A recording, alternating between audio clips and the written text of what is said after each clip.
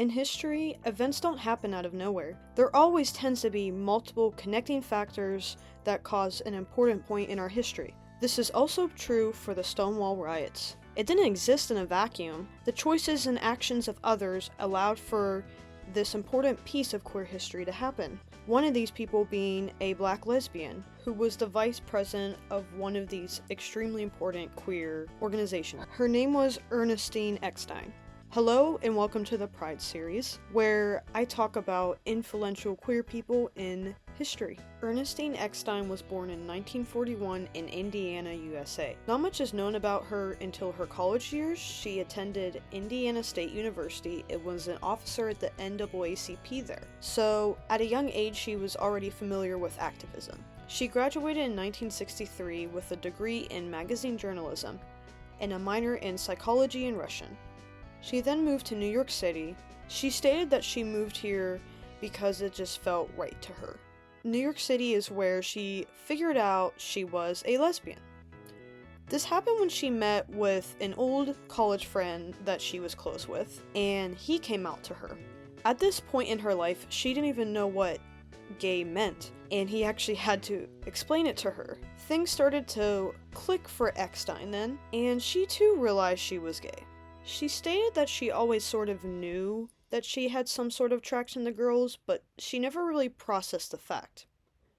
She called her attraction a blank slate in her mind until she went to New York. Once she realized that, she decided she needed to join queer activist organizations. Before I continue, I wanted to make a couple things clear.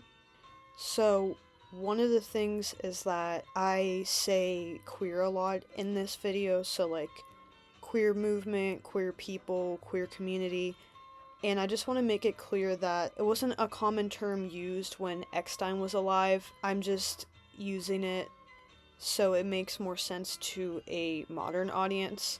In the 50s and 60s, they mostly would call themselves the homophile movement, and when I say they, I'm referring to the queer organizations at the time. So in the time period, the label transvestite was very common use for gender nonconforming people.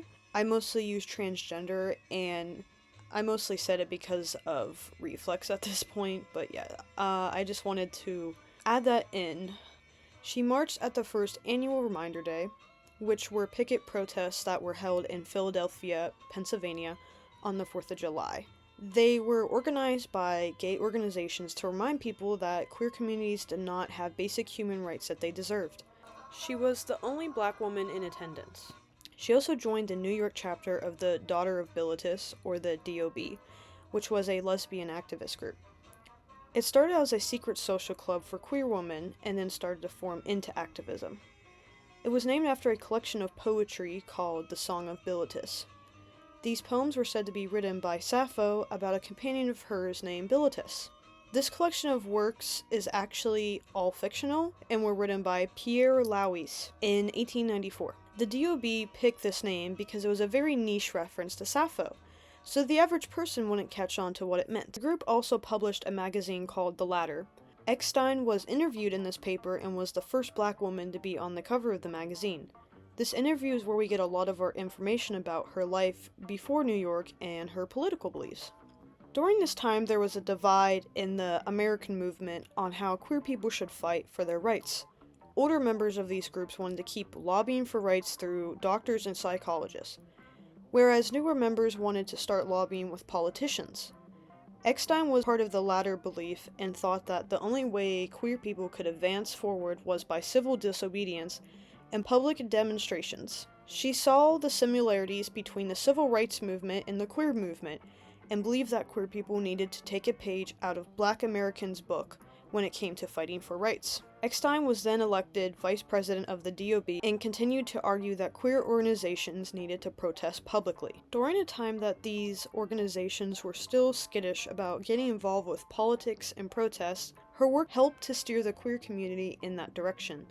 She also argued for ideas that in the future would prove to be pivotal for the queer community to be able to forward their rights. She argued that every sexual identity needed to band together to make one community. This would happen in the future in the 1980s when activists coined the term LGBT. In addition to this, she advocated for the inclusion of trans people in the fight for gay rights and majority of the modern queer community. Trans and gender non-conforming people are part of the broader queer community and also a part of the activism for it. She also talked about how there wasn't enough legal cases about queer rights being put into the American court to challenge the status quo, and doing so would push the movement forward. This would prove to be true when only a few years later in 1967 with the Loving versus Virginia case. This case would make it unconstitutional to illegalize interracial marriage.